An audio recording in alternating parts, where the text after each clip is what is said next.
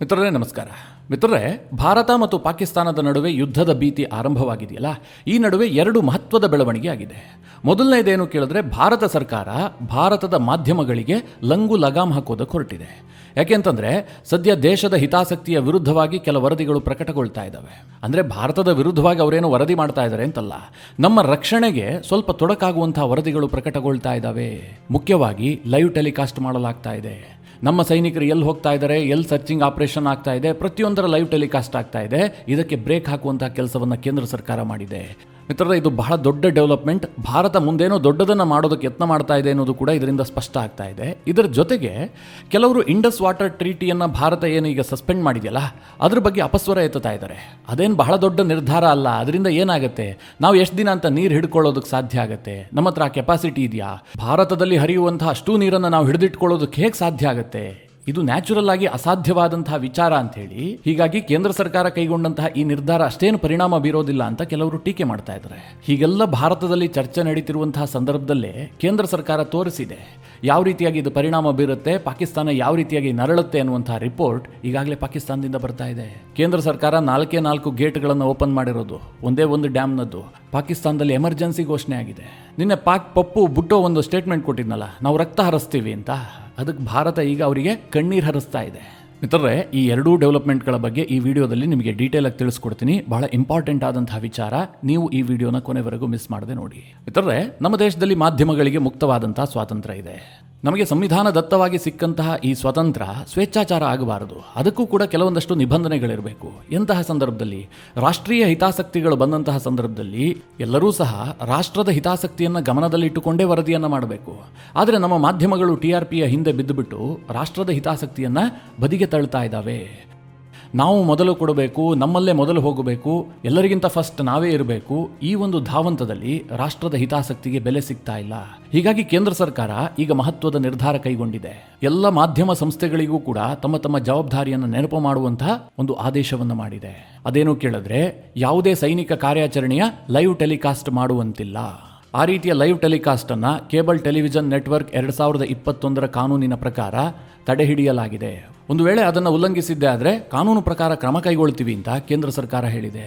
ಜೊತೆಗೆ ಮಾಧ್ಯಮಗಳ ಜವಾಬ್ದಾರಿ, ನಿಮ್ಮ ಪಾತ್ರ ಎಷ್ಟು ಮುಖ್ಯವಾಗುತ್ತೆ ಅಂತ ಕಿವಿ ಮಾತನ್ನು ಕೂಡ ಹೇಳಿದೆ. ಅದೇನು ಕೇಳಿದ್ರೆ, ಈ ಹಿಂದೆ ಮಾಧ್ಯಮಗಳ ಲೈವ್ ಟೆಲಿಕಾಸ್ಟ್ ಕಾರಣದಿಂದಾಗಿ ಎಂತೆಂತಹ ಕಾರ್ಯಾಚರಣೆಯಲ್ಲಿ ತೊಡಕಾಗಿದೆ ಅನ್ನೋದನ್ನು ಕೂಡ ಕೇಂದ್ರ ಸರ್ಕಾರ ತನ್ನ ಅಡ್ವೈಸರಿಯಲ್ಲಿ ಹೇಳಿದೆ. ಮುಖ್ಯವಾಗಿ ಕಾರ್ಗಿಲ್ ಯುದ್ಧದ ಸಂದರ್ಭದಲ್ಲಿ, ಕಂದಹಾರ್ ವಿಮಾನ ಅಪಹರಣ ಪ್ರಕರಣದ ಸಂದರ್ಭದಲ್ಲಿ, ಮೂರನೆಯದಾಗಿ ಮುಂಬೈ ಅಟ್ಯಾಕ್ ಆಯ್ತಲ್ಲ, ಆ ಸಂದರ್ಭದಲ್ಲಿ ನಿರಂತರ ದಿನದ 24 ಗಂಟೆ ಲೈವ್ ಟೆಲಿಕಾಸ್ಟ್ ಮಾಡಲಾಯಿತು. ಎಲ್ಲ ಮಾಧ್ಯಮಗಳು ಕೂಡ ಮುಂಬೈನಲ್ಲಿ ಬೀಡು ಬಿಟ್ಟುಬಿಟ್ಟು ದೇಶಾದ್ಯಂತ ಲೈವ್ ಟೆಲಿಕಾಸ್ಟ್ ಮಾಡಿದ್ವು.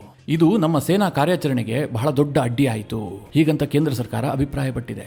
ಮಿತ್ರರೇ, ಕೆಲವರಿಗೆ ಅನ್ನಿಸ್ತಾ ಇರಬಹುದು, ಇಂಥದ್ದನ್ನೆಲ್ಲ ಲೈವ್ ಟೆಲಿಕಾಸ್ಟ್ ಮಾಡೋದ್ರಿಂದ ಏನು ತೊಂದರೆ ಆಗುತ್ತೆ, ಮುಂಬೈ ಅಟ್ಯಾಕ್ ಆಯ್ತಪ್ಪ, ಹೊರಗಡೆಯಿಂದ ಮಾಧ್ಯಮಗಳು ವರದಿ ಮಾಡ್ತಾ ಇದ್ವು, ಕಾರ್ಯಾಚರಣೆಗೆ ಅಡ್ಡಿ ಆಗೋದಾದ್ರೂ ಹೇಗೆ ಅಂತ ಕೆಲವರಿಗೊಂದು ಪ್ರಶ್ನೆ ಬಂದಿರಬಹುದು.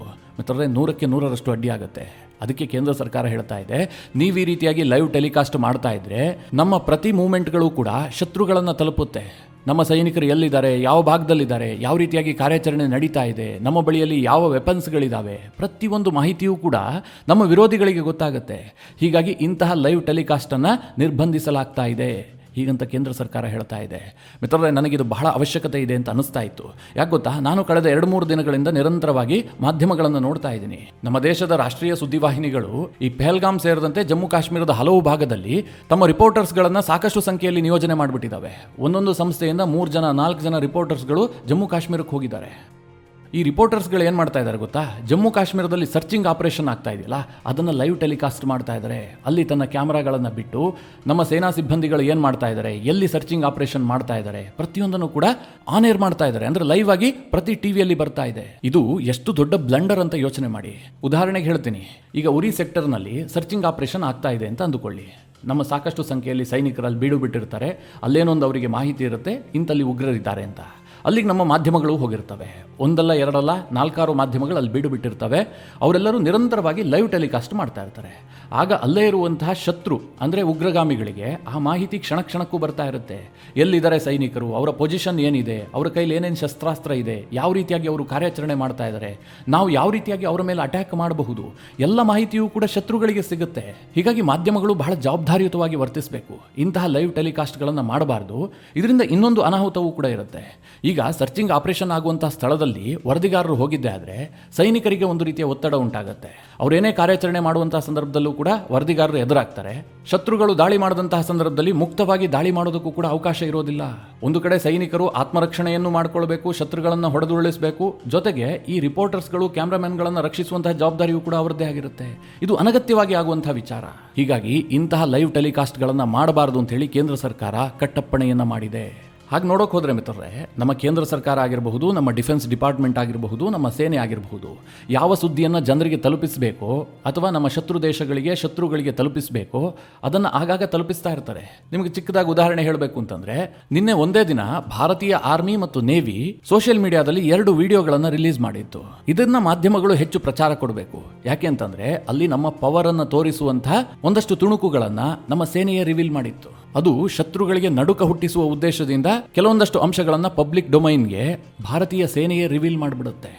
ಆ ವಿಡಿಯೋಗಳಿಗೆ ಭಾರತೀಯ ಆರ್ಮಿ ಏನು ಹೆಡ್ಡಿಂಗ್ ಹಾಕಿತ್ತು ಗೊತ್ತಾ? ಆಲ್ವೇಸ್ ಪ್ರಿಪೇರ್ಡ್, ಎವರ್ ವಿಜಿಲೆಂಟ್, ಹೀಗಂತ ಭಾರತೀಯ ಆರ್ಮಿ ಅದಕ್ಕೆ ಹೆಡ್ಡಿಂಗ್ ಹಾಕಿತ್ತು. ಹಾಗೆ ನೇವಿ ಹಾಕಿದಂತಹ ಪೋಸ್ಟ್ಗೆ ಇನ್ನೂ ಸ್ಟ್ರಾಂಗ್ ಆದಂತಹ ಹೆಡ್ಡಿಂಗ್ ಅನ್ನು ಕೊಟ್ಟಿದ್ರು. ಅವ್ರು ಹಾಕಿದ್ರು power in unity, presence with purpose, mission ready, any time anywhere anyhow. ಈ ಪೋಸ್ಟ್ ಏನನ್ನು ಸೂಚಿಸ್ತಾ ಇದೆ? ಶತ್ರುಗಳಿಗೆ ನೇರವಾದ ಸಂದೇಶ ಕೊಡುವಂತಿದೆ. ಇದಕ್ಕೆ ಮಾಧ್ಯಮಗಳು ಹೆಚ್ಚಿನ ಪ್ರಚಾರವನ್ನು ಕೊಡಬೇಕು. ಅದನ್ನು ಬಿಟ್ಟು ನಮ್ಮ ಸೇನಾಧಿಕಾರಿಗಳು ಎಲ್ಲೋ ಸರ್ಚಿಂಗ್ ಆಪರೇಷನ್ ಅನ್ನು ಮಾಡ್ತಾ ಇದ್ದಾರೆ, ಅದನ್ನು ನಾವು ಲೈವ್ ಟೆಲಿಕಾಸ್ಟ್ ಮಾಡ್ತೀವಿ, ಆ ಮೂಲಕವಾಗಿ ನಮ್ಮ TRP ಅನ್ನು ಜಾಸ್ತಿ ಮಾಡ್ಕೊಳ್ತೀವಿ ಅಂತಂದರೆ ಅದರಿಂದ ದೇಶಕ್ಕೆ ಹಾನಿ ಆಗುತ್ತೆ. ಈ ಹಿಂದೆ ಕಾರ್ಗಿಲ್ ಸಮಯದಲ್ಲೂ ಹೀಗಾಗಿದೆ, ಮುಂಬೈ ಅಟ್ಯಾಕ್ ಆದಾಗಲೂ ಹೀಗಾಗಿದೆ, ಜೊತೆಗೆ ಕಂದಹಾರ್ ವಿಮಾನ ಅಪಹರಣ ಪ್ರಕರಣದ ಸಂದರ್ಭದಲ್ಲೂ ಕೂಡ ಹೀಗಾಗಿದೆ. ಇದಕ್ಕೋಸ್ಕರವಾಗಿ ಇಂತಹ ಕೆಲಸವನ್ನು ಮಾಡಬೇಡಿ ಅಂತೇಳಿ ನಮ್ಮ ಮಾಧ್ಯಮಗಳಿಗೆ ಕೇಂದ್ರ ಸರ್ಕಾರ ಖಾರವಾದ ಬುದ್ಧಿಮಾತನ್ನು ಹೇಳೋದರ ಜೊತೆಗೆ ಆದೇಶವನ್ನು ಕೂಡ ಮಾಡಿದೆ. ಇದೆಲ್ಲ ಒಂದು ಕಡೆ ಆಗ್ತಾ ಇದ್ರೆ, ಇನ್ನೊಂದು ಕಡೆ ಮೆತ್ತಂದ್ರೆ ಇಂಡಸ್ ವಾಟರ್ ಟ್ರೀಟಿ 1960ರ ಒಪ್ಪಂದವನ್ನು ಭಾರತ ಸಸ್ಪೆಂಡ್ ಮಾಡಿತ್ತಲ್ಲ, ಇದರಿಂದ ಅಂತಹ ಏನು ಪರಿಣಾಮ ಆಗುತ್ತೆ ಅಂತ ಭಾರತದಲ್ಲೇ ಕೆಲವರು ಪ್ರಶ್ನೆ ಮಾಡ್ತಾ ಇದ್ರು. ಕರ್ನಾಟಕದಲ್ಲೇ ಕೆಲ ಅರೆಬೆಂದ ಮಡಿಕೆ ಅಂತಿರುವಂತಹ ರಾಜಕಾರಣಿಗಳು ಇದ್ರ ಬಗ್ಗೆ ಎಲ್ಲ ಮಾತನಾಡ್ತಾ ಇದ್ರು. ನಮಗೆ ನೀರು ಹಿಡಿದಿಟ್ಟುಕೊಳ್ಳೋದಕ್ಕೆ ಸಾಮರ್ಥ್ಯ ಇದೆಯಾ? ಮೇಲೆ ಹರಿಯುವಂತಹ ನೀರನ್ನು ಕೆಳಗೆ ಬಿಡೋದಿಲ್ಲ ಅಂತ ಹೇಳೋದಕ್ಕೆ ಸಾಧ್ಯ ಇದೆಯಾ? ಇಂತಹ ಧೋರಣೆ ಇರುವ ಕಾರಣದಿಂದಾಗಿಯೇ ಕಾವೇರಿ ನೀರಿನ ವಿಚಾರದಲ್ಲಿ ಕರ್ನಾಟಕಕ್ಕೆ ಇವರಿಂದ ನ್ಯಾಯ ಸಿಗ್ತಾ ಇಲ್ಲ. ನಮ್ಮ ರಾಜಕಾರಣಿಗಳ ಮನಸ್ಥಿತಿ ಆಗಿದೆ. ನಾವು ಹಿಡಿದಿಟ್ಕೊಳ್ಳೋದಕ್ಕೆ ಹೇಗೆ ಸಾಧ್ಯ ಇದೆ? ಮೇಲೆ ಬಂದಂತಹ ನೀರು ಕೆಳಗೆ ಹೋಗಲೇಬೇಕು. ಈ ರೀತಿಯಾಗೆಲ್ಲ ಇವರು ವಿಚಿತ್ರ ವಾದಗಳನ್ನು ಮಾಡ್ತಾ ಇದ್ರು. ಮಿತ್ರರೇ, ಕೇಂದ್ರ ಸರ್ಕಾರ ಎಲ್ಲೂ ಕೂಡ ಹೇಳಿಲ್ಲ ನಾವು ಪೂರ್ಣ ಪ್ರಮಾಣದ ನೀರನ್ನು ನಾವೇ ಹಿಡಿದಿಟ್ಕೊಳ್ತೀವಿ, ಕೆಳಗಡೆ ಒಂದು ಹನಿಯನ್ನು ಬಿಡೋದಿಲ್ಲ ಅಂತ. ಕೇಂದ್ರ ಸರ್ಕಾರ ಹೇಳಿರೋದೇನು? ನಾವು ಇಂಡಸ್ ವಾಟರ್ ಟ್ರೀಟಿ 1960 ಏನಿದೆ ಅದನ್ನು ಸಸ್ಪೆಂಡ್ ಮಾಡ್ತಾ ಇದ್ದೀವಿ. ಆದರೆ ನಮ್ಮ ಮಹಾಬುದ್ಧಿವಂತ ರಾಜಕಾರಣಿಗಳಿಗೆ, ವಿಪಕ್ಷದಲ್ಲಿದ್ದಾರಲ್ಲ, ಅವರಿಗೆ ಅದು ಅರ್ಥ ಆಗ್ತಾ ಇಲ್ಲ ಅಷ್ಟೇ. ಈ ಒಪ್ಪಂದವನ್ನು ಸಸ್ಪೆಂಡ್ ಮಾಡೋದ್ರಿಂದ ಏನು ಪರಿಣಾಮ ಬೀರುತ್ತೆ ಅಂತ ಪ್ರಶ್ನೆ ಮಾಡ್ತಿದ್ರಲ್ಲ, ಅವರಿಗೀಗ ಉತ್ತರ ಸಿಕ್ಕಿದೆ. ಮಿತ್ರರೇ, ಪಾಕಿಸ್ತಾನದವರು ನೀರಿನಲ್ಲಿ ಮುಳುಗಿ ಹೋಗ್ತಾ ಇದ್ದಾರೆ. ಅಲ್ಲಿ ಎಮರ್ಜೆನ್ಸಿ ಘೋಷಣೆ ಆಗಿದೆ. ಪಾಕ್ ಆಕ್ಯುಪೈಡ್ ಕಾಶ್ಮೀರದ ಮುಜಾಫರಾಬಾದ್ನಲ್ಲಿ ಪ್ರವಾಹದ ಸನ್ನಿವೇಶ ನಿರ್ಮಾಣ ಆಗಿದೆ. ಮಿತ್ರರೇ, ಬಿರು ಬೇಸಿಗೆ. ಪಾಕಿಸ್ತಾನದ ಹಲವು ಪ್ರದೇಶಗಳಲ್ಲಿ ಒಂದು ಹನಿ ನೀರಿಗೂ ಕೂಡ ಹಾಹಾಕಾರ ಅನ್ನುವಂಥ ಸನ್ನಿವೇಶ ಇದೆ. ಆದರೆ POK ಪ್ರಾಂತ್ಯದಲ್ಲಿ ಪ್ರವಾಹ ಸೃಷ್ಟಿಯಾಗಿದೆ. ಇದಕ್ಕೆ ಕಾರಣ ಏನು ಕೇಳಿದ್ರೆ, ಭಾರತ ಇಂಡಸ್ ವಾಟರ್ ಟ್ರೀಟಿಯನ್ನು ಸಸ್ಪೆಂಡ್ ಮಾಡಿದೆ. ಹೀಗಾಗಿ ಝೇಲಂ ನದಿಯಿಂದ ದೊಡ್ಡ ಪ್ರಮಾಣದಲ್ಲಿ ನೀರನ್ನು ಪಾಕಿಸ್ತಾನದ ಕಡೆಗೆ ಹರಿದು ಬಿಡ್ತಾ ಇದೆ. ಈ ಹಿಂದೆಯೂ ಕೂಡ ಭಾರತ ಇದೇ ರೀತಿಯಾಗಿ ನೀರನ್ನು ಹರಿಸ್ತಾ ಇತ್ತು. ಯಾವಾಗ ನಮ್ಮ ಡ್ಯಾಮ್ ತುಂಬ್ತಾ ಇತ್ತೋ ಆಗ ಗೇಟ್ ತೆಗೆದು ಹೊರಗಡೆ ಬಿಡ್ತಾ ಇತ್ತು. ಆದರೆ ಹಾಗೆ ಗೇಟ್ ತೆಗೆಯುವ ಮುಂಚೆ, ಅಂದರೆ ಸುಮಾರು ಮುಂಚೆ, ಒಂದು 24 ಗಂಟೆಗಳ ಮುಂಚಿತವಾಗಿ ಪಾಕಿಸ್ತಾನಕ್ಕೆ ಸೂಚನೆಯನ್ನು ಕೊಡ್ತಾ ಇತ್ತು. ನಮ್ಮ ನದಿ ನೀರಿನ ಹರಿವು ಇಷ್ಟು ಪ್ರಮಾಣದಲ್ಲಿ ಜಾಸ್ತಿ ಆಗಿದೆ, ನಾವು ಗೇಟ್ ತೆಗಿತಾ ಇದ್ದೀವಿ, ನೀವು ಎಚ್ಚರ ವಹಿಸಿ, ತಗ್ಗು ಪ್ರದೇಶದಲ್ಲಿರುವಂತಹ ಜನರಿಗೆ ಸೂಚನೆಯನ್ನು ಕೊಡಿ. ಹೀಗೆ ಭಾರತ ಆ ಡೇಟಾವನ್ನು ಪಾಕಿಸ್ತಾನದ ಜೊತೆಗೆ ಶೇರ್ ಮಾಡ್ಕೊಳ್ತಾ ಇತ್ತು. ಆದರೆ ಈಗ ಇಂಡಸ್ ವಾಟರ್ ಟ್ರೀಟಿ ಕ್ಯಾನ್ಸಲ್ ಆಗಿದೆಯಲ್ಲ, ಈ ಕಾರಣದಿಂದಾಗಿ ಭಾರತ ಯಾವುದೇ ರೀತಿಯ ಡೇಟಾವನ್ನು ಪಾಕಿಸ್ತಾನಕ್ಕೆ ಒದಗಿಸೋದಿಲ್ಲ. ನಮಗೆ ಮನಸ್ಸಿಗೆ ಬಂದಾಗ ಗೇಟ್ ತೆಗಿತೀವಿ, ಮನಸ್ಸಿಗೆ ಬಂದಾಗ ಗೇಟ್ ಮುಚ್ಚುತ್ತೀವಿ. ಹೀಗಾಗಿ ಪಾಕಿಸ್ತಾನಕ್ಕೆ ನದಿಯಲ್ಲಿ ಯಾವಾಗ ನೀರು ಹೆಚ್ಚಾಗುತ್ತೆ, ಯಾವಾಗ ನೀರು ಕಮ್ಮಿ ಆಗುತ್ತೆ, ಯಾವ ಮಾಹಿತಿಯೂ ಕೂಡ ಸಿಗೋದಿಲ್ಲ. ಇದೇ ಕಾರಣದಿಂದ ಪ್ರವಾಹದ ಸನ್ನಿವೇಶ ನಿರ್ಮಾಣ ಆಗಿದೆ. ಪಾಕಿಸ್ತಾನದ ಸೋಷಿಯಲ್ ಮೀಡಿಯಾಗಳಲ್ಲಿ ಈ ಬಗ್ಗೆ ಅನೇಕ ವರದಿಗಳನ್ನು ಮಾಡಲಾಗ್ತಾ ಇದೆ. ಪಾಕಿಸ್ತಾನದ ಡಾನ್ ನ್ಯೂಸ್ನಲ್ಲೂ ಕೂಡ ಇದು ದೊಡ್ಡ ಪ್ರಮಾಣದಲ್ಲಿ ವರದಿಯಾಗಿದೆ. ಭಾರತ ಜಲಬಾಂಬ್ ಪ್ರಯೋಗ ಮಾಡಿದೆ ಅಂತೇಳಿ ಪಾಕಿಸ್ತಾನದ ಮಾಧ್ಯಮಗಳು ಬೊಬ್ಬೆ ಹೊಡಿತಾ ಇದ್ದಾವೆ. ಇದರ ಜೊತೆಗೆ POK ಪ್ರಾಂತ್ಯದಲ್ಲಿ ಎಮರ್ಜೆನ್ಸಿಯನ್ನು ಕೂಡ ಘೋಷಣೆ ಮಾಡಲಾಗಿದೆ. ಈ ಝೇಲಂ ನದಿ ಇದೆಯಲ್ಲ, ಪಾಕಿಸ್ತಾನಕ್ಕೆ ಕಣ್ಣೀರು ತರಿಸುವಂತಹ ನದಿ ಆಗುತ್ತೆ. ಯಾಕೆಂತಂದ್ರೆ ಭಾರತ 2018ರಲ್ಲಿ ಕಿಶನ್ ಗಂಗಾ ಹೈಡ್ರೋ ಪ್ರಾಜೆಕ್ಟ್ ಅನ್ನ ಅಲ್ಲಿ ಆರಂಭಿಸಿದೆ. ಈಗಾಗಲೇ ಅಲ್ಲೊಂದು ಡ್ಯಾಮ್ ಇದೆ ಭಾರತದ್ದು. ಇದಕ್ಕೆ ಪಾಕಿಸ್ತಾನ ಈ ಹಿಂದಿನಿಂದಲೂ ಕೂಡ ಸಾಕಷ್ಟು ವಿರೋಧ ವ್ಯಕ್ತಪಡಿಸಿತ್ತು.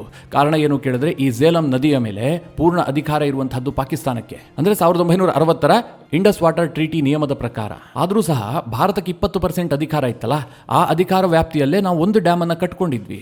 ಆ ಒಂದು ಡ್ಯಾಮೇ ಇವತ್ತು ಪಾಕಿಸ್ತಾನಕ್ಕೆ ಇಷ್ಟು ಕಣ್ಣೀರು ತರಿಸ್ತಾ ಇದೆ.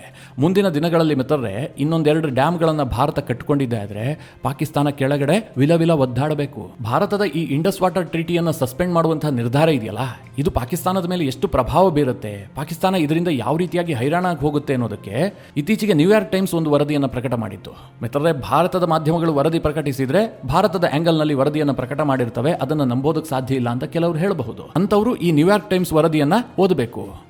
How India threat to black rivers could devastate Pakistan.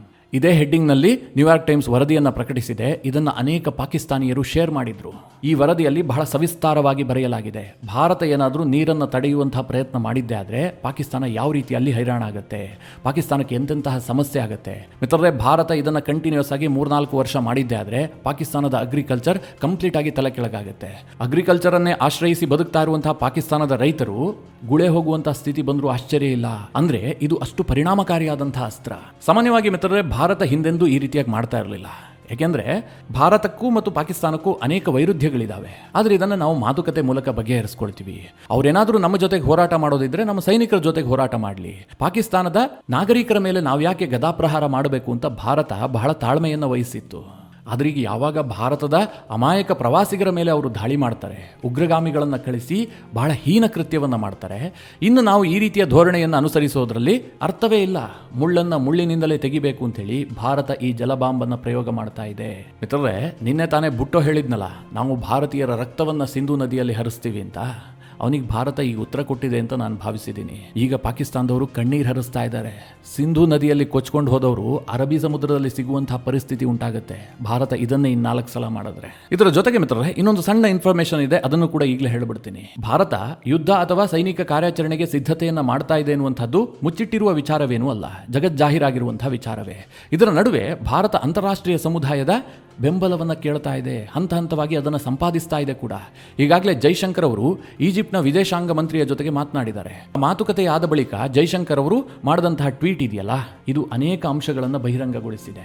ಆ ಟ್ವೀಟ್ನಲ್ಲಿ ಸ್ಪಷ್ಟವಾಗಿ ಜೈಶಂಕರ್ ಅವರು ಮೆನ್ಷನ್ ಮಾಡಿದ್ದಾರೆ, ಭಯೋತ್ಪಾದನೆಯ ವಿರುದ್ಧದ ಹೋರಾಟದ ಅವಶ್ಯಕತೆಯ ಬಗ್ಗೆ ಈ ಮಾತುಕತೆಯ ವೇಳೆ ನಾವು ಚರ್ಚೆ ಮಾಡಿದ್ದೀವಿ ಅಂತ ಜೈಶಂಕರ್ ಟ್ವೀಟ್ ಮಾಡ್ತಾರೆ. ಅಷ್ಟೇ ಅಲ್ಲ ಮಿತ್ರರೇ, ಸೌದಿ ವಿದೇಶಾಂಗ ಸಚಿವರ ಜೊತೆಗೂ ಕೂಡ ಜೈಶಂಕರ್ ಮಾತುಕತೆಯನ್ನು ನಡೆಸಿದ್ರು.